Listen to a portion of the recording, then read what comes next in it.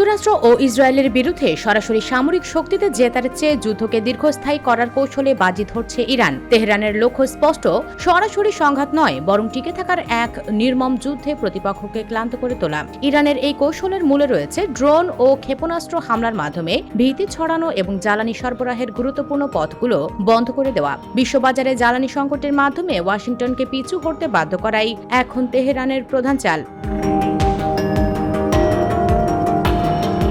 মার্কিন ও ইসরায়েলি হামলায় বড় ধাক্কা এবং বেশ কয়েকজন শীর্ষ নেতার মৃত্যুর পরও ময়দানে শক্ত অবস্থান ধরে রেখেছে ইরানের ইসলামী বিপ্লবী গার্ড কোর। ইসলামী প্রজাতন্ত্রটির এই প্রধান প্রতিরক্ষা বাহিনী বর্তমানে যুদ্ধের গতি প্রকৃতি পুরোপুরি নিয়ন্ত্রণ করছে। পূর্ব পরিকল্পিত সব পদক্ষেপ বাস্তবায়ন করার পাশাপাশি হামলার লক্ষ্যবস্তু এবং যুদ্ধের সামগ্রিক কৌশল এখন তাদের নির্দেশেই নির্ধারিত হচ্ছে। যুক্তরাষ্ট্র ও ইসরায়েলের প্রাথমিক হামলাতেই সর্বোচ্চ নেতা আয়াতুল্লাহ আলী খামেনি নিহত হন। এরপর তার ছেলে মোজতবা খামেনিকে দেশটির পরবর্তী সর্বোচ্চ নেতা হিসেবে আসীন করার ক্ষেত্রেও আইআরজিসি চূড়ান্ত ভূমিকা পালন করেছে।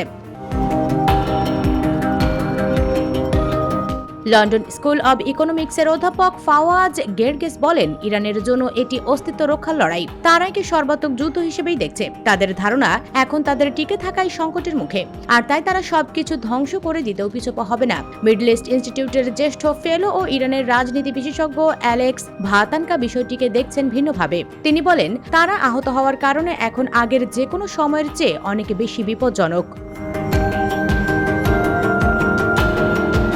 পুরোদমে যুদ্ধ চালিয়ে যাওয়ার এই মানসিকতা থেকেই উপসাগরীয় অঞ্চলে ইরান তাদের হামলার মাত্রা বাড়িয়ে দিয়েছে। কাতার থেকে সৌদি আরব সব দেশেরই জ্বালানি কেন্দ্রগুলোকে লক্ষ্যবস্তু বানাচ্ছে তেহরান। তাদের এই কৌশলী পদক্ষেপের মূল উদ্দেশ্য হল বিশ্বজুড়ে জ্বালানি সরবরাহের ব্যবস্থায় বড় ধরনের বিঘ্ন ঘটানো।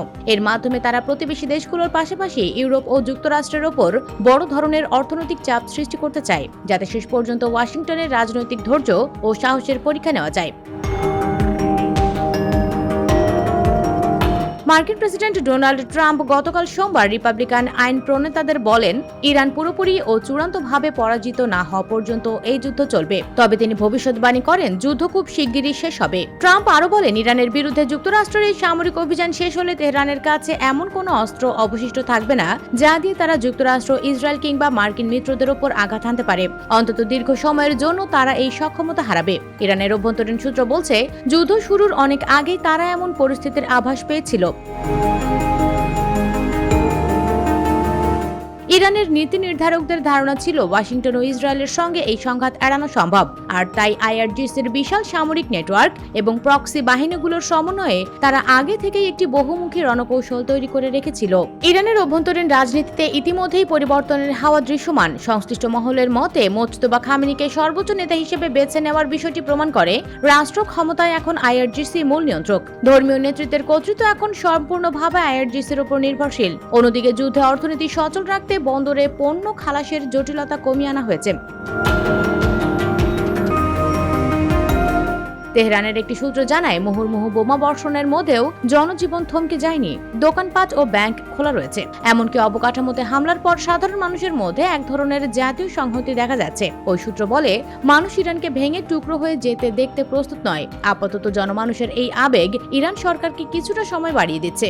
অধ্যাপক ফাওয়াজ গেরগেস বলেন, বড় প্রশ্ন হলো, কে আগে হার মানবেন, ডোনাল্ড ট্রাম্প নাকি ইরানের নেতারা? তেলের মূল্যবৃদ্ধি এবং পশ্চিমা অর্থনীতিতে মন্দার ক্ষত ছড়িয়ে দিয়ে তেহরান যুক্তরাষ্ট্রকে পিছু হটাতে চায়। নভেম্বরের মধ্যবর্তী নির্বাচনের আগে এই অর্থনৈতিক বিপর্যয় ওয়াশিংটনের রাজনৈতিক অস্বস্তি বাড়িয়ে দিচ্ছে। চাপের মুখে ট্রাম্প হয়তো ইরানের সর্বোচ্চ নেতাকে হত্যা এবং সামরিক সক্ষমতা ধ্বংসের সাফল্যকে পুঁজি করে নিজেকে বিজয়ী ঘোষণা করে বেরিয়ে আসার পথ খুঁজবেন। তবে তেহরানের কাছে শুধু টিকে থাকাই হবে জয়। শেষ পর্যন্ত এই যুদ্ধ থেকে এক আহত ইরানের উত্থান ঘটতে পারে, যা বর্তমান শাসন ব্যবস্থার চেয়েও অনেক বেশি শক্তিশালী হয়ে উঠতে পারে। US Bengal desk report.